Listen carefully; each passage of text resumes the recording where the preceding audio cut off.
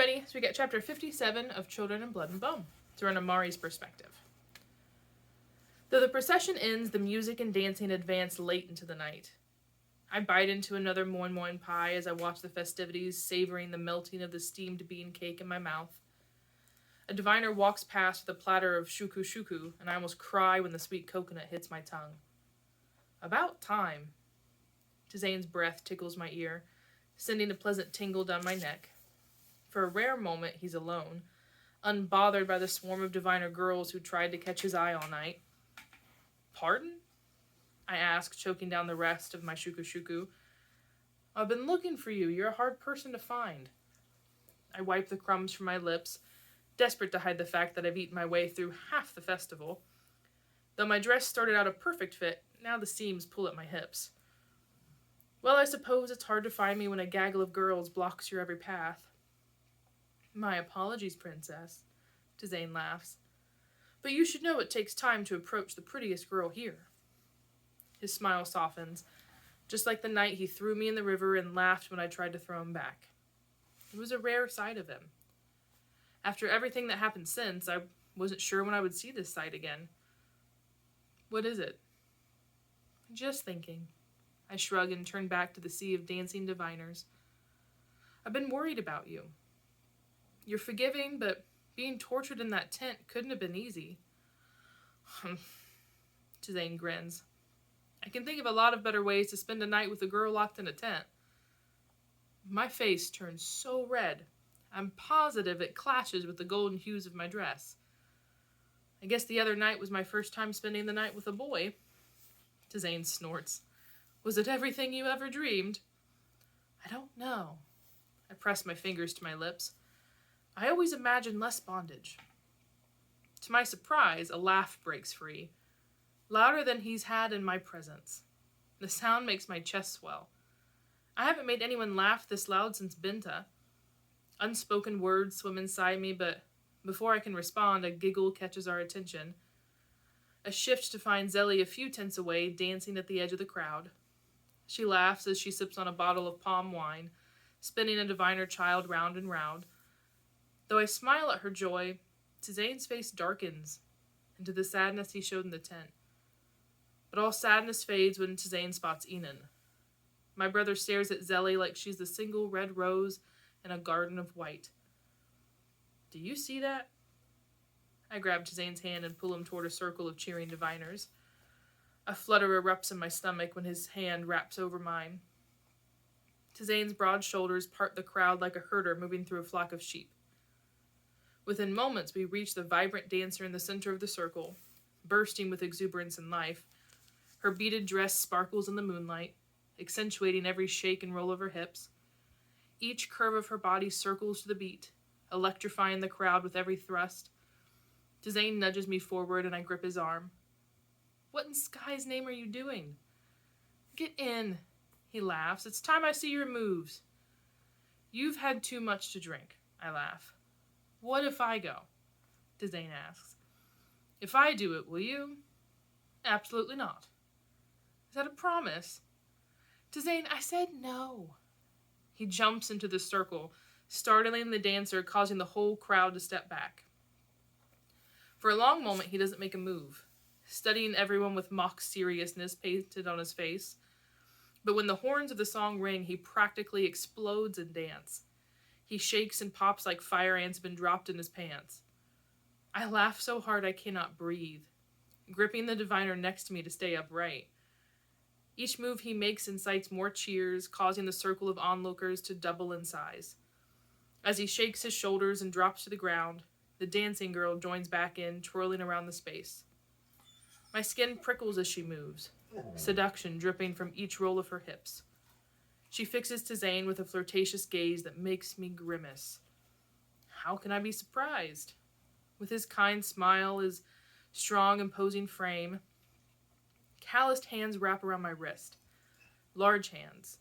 Tizane's hands. Tizane, no! The mischief overpowers my fright. Before I know it, I stand in the center of the circle. I freeze, paralyzed as countless eyes land on me. I turn to escape, but Tizane holds me tight, spinning me for the world to see. Zane! I shriek. But my terror dissolves into a laughter. I cannot stop. Excitement swirls through me as we move, my 2 left feet somehow catching the beat. For a moment, the crowd disappears and I only see Zane. His smile, his kind brown eyes. I could live an eternity like this, spinning and laughing in the safety of his arms. Okay, so in chapter 57, we just finished.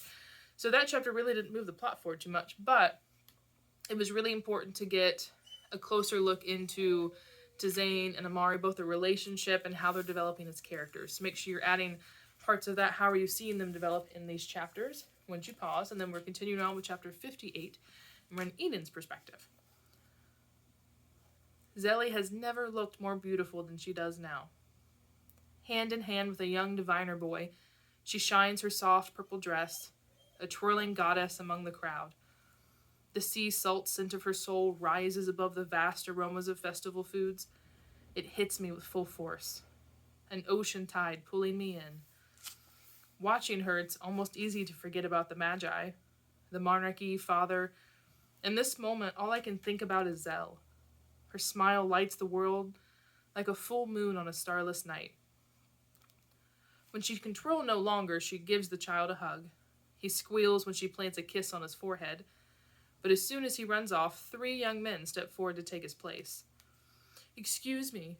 Hi, I'm Decca. You look lovely tonight." I smile as they try to charm her. Each squawks over the other. While they chatter, I wrap my hand around Zelly's side and squeeze. "May I have this dance?" She whips around, outraged. Then she realizes it's me. As she smiles, I'm struck with her delight. Then longing and a hint of fear. Zane flashes across her mind, and I pull her close. "I'll take you somewhere he can't see." A warm rush flows from her body into mine. My grip tightens. I'll take that as a yes. I grab her hand and lead her through the crowd, ignoring the glares of her pursuers. We make our way toward the forest at the edge of the camps. Away from the celebration and dance, the cool air is a welcome breeze. It carries the rich scent of campfires and bark and damp leaves. "You're sure you don't see Zane?" "Positive." "What about—" "Whoa!" Zelly stumbles to the ground. A girlish giggle escapes her mouth. As I stifle my own laughter to help her, a whiff of honey palm wine wafts into my nose. "Skyzell, are you drunk?" I wish. Whoever brewed this clearly didn't know what they were doing. She takes my hand and leans against a tree for support. I think all that twirling with Salim is catching up to me. "I'll bring you water." I make to leave, but Zelly grabs my arm. "Stay." Her fingers slide to my hands. A rush travels through me at her touch. "Are you sure?" She nods and giggles again. Her melodic laughter draws me close. "You asked me to dance." A playful glint flashes in her silver eyes. "I want to dance." Like the eager boys circling Zelly before, I step forward, close enough to catch the faintest hint of palm wine on her breath. When I slide my hand over her wrist, she closes her eyes and breathes in. Her fingers dig into the bark. Her reaction fills every cell in my being with a visceral rush I've never experienced before. It takes everything in me not to kiss her, and not to run my hand over her curves and press her against the tree. When her eyes flutter open again, I bend so that my lips brush against her ear. "If we're actually going to dance, you have to move, little Zell." She stiffens. "Don't call me that." "You can call me Little Prince, but I can't call you Little Zell." Her hand drops to her side. She turns her face away. "Mama called me that." "Skies." I release her. It's a fight not to bang my head against the tree. "Zell, I'm sorry, I didn't—" "I know." She stares at the ground. Her playfulness disappears, drowning in a sea of grief. But then a wave of terror swells inside her. "Are you okay?" She clings to me without warning, pressing her head into my chest. Her fear sinks into my skin. It wraps around my throat. It consumes her, raw and powerful, just like that day in the forest. Except now it's not only the monarchy that haunts her. It's the shadows of death thrashing from her own hands. I wrap my arms around her and squeeze. What I wouldn't give to take her fear away. We stay like that for a long moment, disappearing into each other's arms. You smell like the sea. She blinks up at me. Your spirit, I clarify. It's always smelled like the sea. She stares at me with an expression I can't discern. I don't spend too much time trying to decipher it. It's enough to be lost in her eyes, to exist only in her silver gaze. I tuck a loose coil behind her ear. She presses her face back into my chest. I lost control today. Her voice cracks. I hurt him. I hurt Tizane. I open my mind a little further, just beyond the point of pure relief. Zelly's memory rushes in like a wave spilling onto shore. I feel it all. Tizane's venomous words, the shadows that raged, the guilt, the hatred, the shame left in her magic's wake. I squeeze Zelly tighter, a warm rush running through me when she squeezes back. I lost control once too. Did someone get hurt? Someone died, I say quietly. Someone I loved. She pulls back and looks up, tears brimming in her eyes. That's why you're so afraid of your magic? I nod. The guilt of Kia's death twists a knife inside me. I didn't want anyone else to get hurt. Zelly leans back into my chest and releases a heavy breath. I don't know what to do. About? Magic. My eyes go wide. Of all the things I imagined, I never thought I'd hear this doubt come from her mouth. This is what I want. Zelly waves a hand at the bliss of the festival. This is everything I've been fighting for, but when I think of what happened, her voice trails off. Tizane's bleeding shoulder fills her mind. These people are good, their hearts are pure, but what will happen if I bring magic back and the wrong magi tries to take control? The fear is so familiar it feels like my own. Yet somehow it's not nearly as strong as before. Even when I think back to Kwame and Flames, the first image that comes to my mind is how they sputtered out when Zoo instructed him to stop. Zelly opens her mouth to continue, but no words come out. I gaze at the fullness of her lips. I stare a bit too long when she bites them. It's so unfair, she sighs. I look down at her.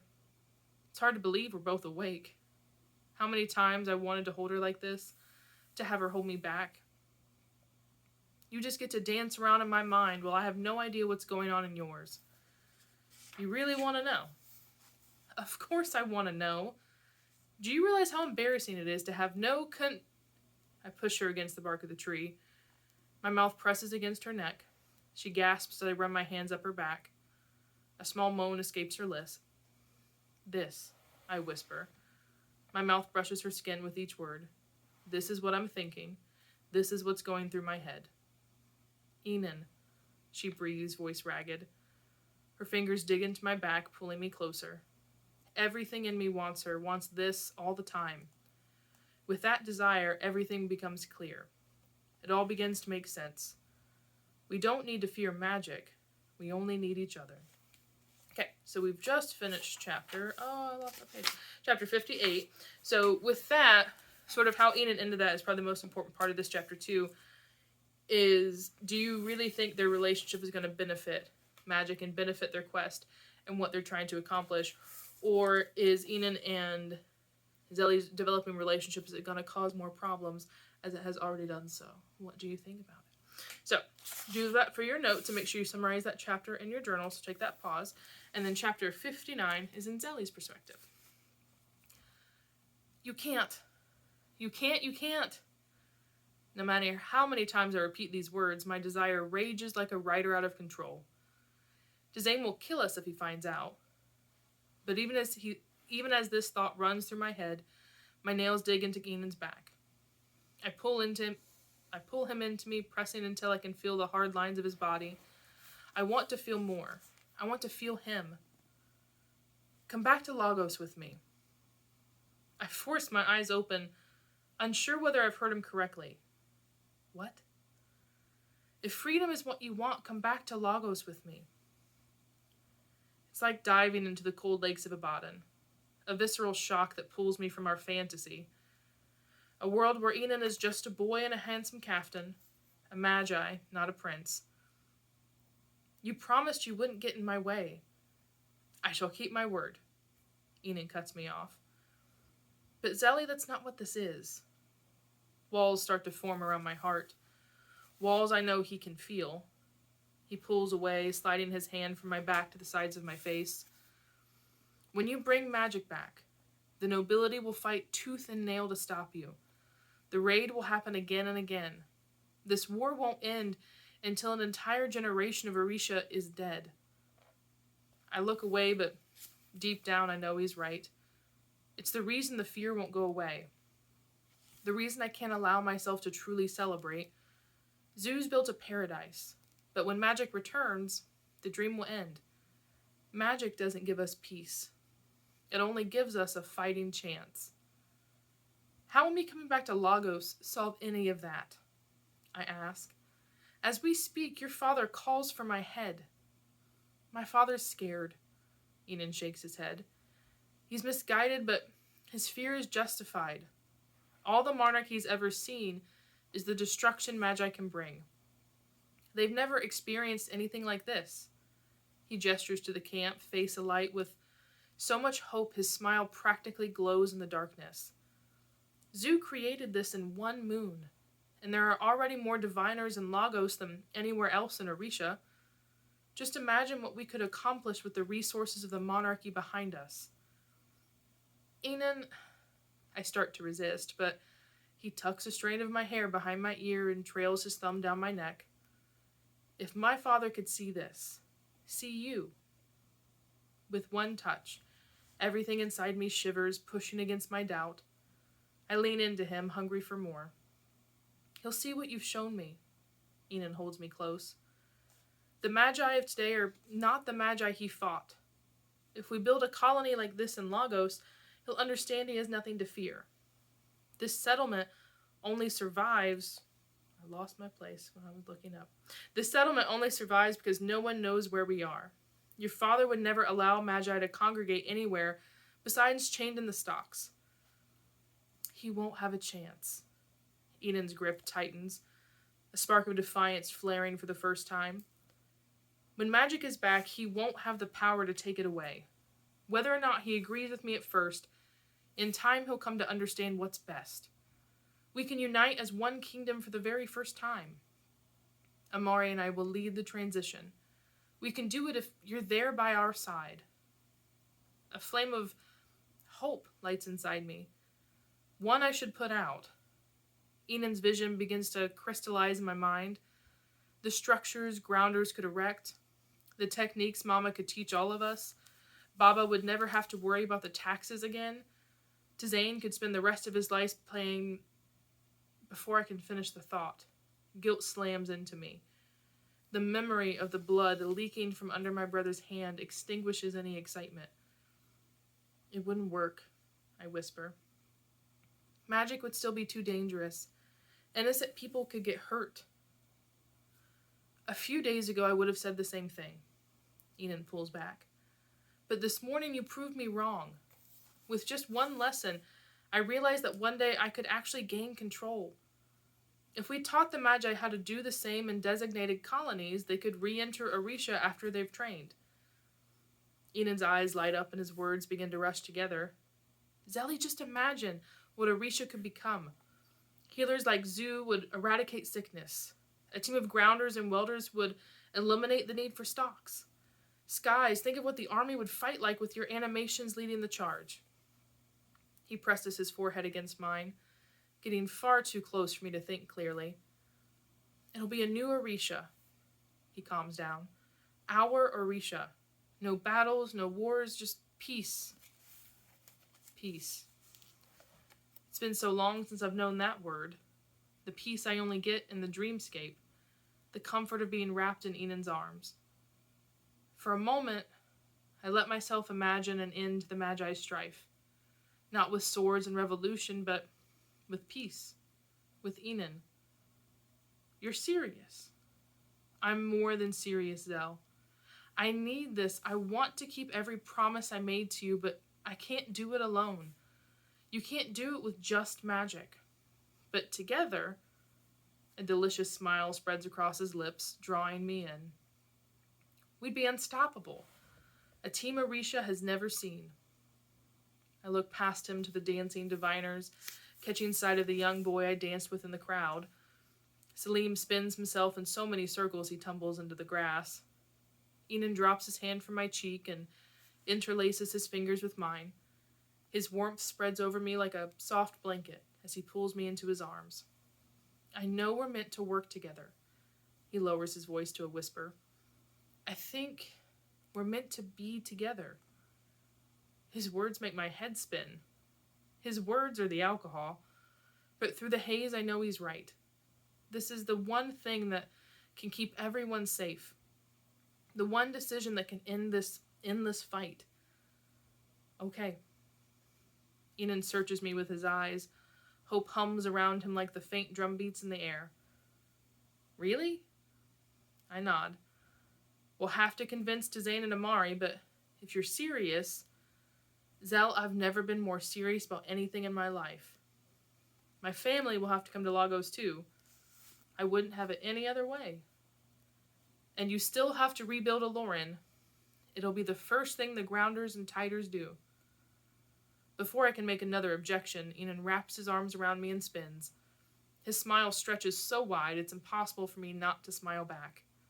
I laugh as he sets me down, though it takes a moment for the world to stop turning. We probably shouldn't decide the fate of Orisha while spinning around in some forest.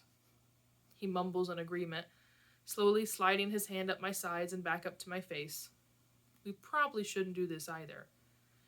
Enan, before I can explain that we can't, that Tzain's axe is freshly sharpened and only a few tenths away, Enan presses his lips to mine and everything fades.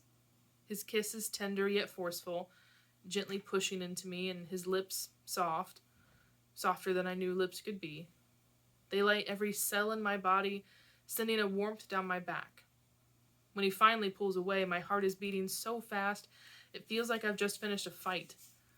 Enan's slow to open his eyes as a delicious smile spreads across his face. Sorry. He runs his thumb over my bottom lip. Do you want to go back in? Yes. I know what I should do, what I probably need to do. But now that I've had a taste, every restraint in me breaks. Enan's eyes widen as I grab his head and force his lips back onto mine. Restraint can wait for tomorrow. Tonight, I want him. Okay, so we just finished chapter 59.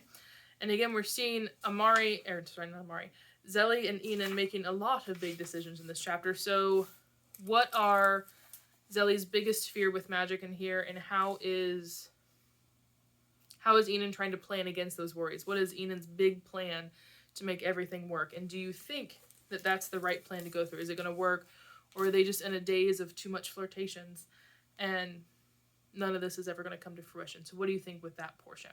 So take a moment for your notes and then continue on to chapter 60.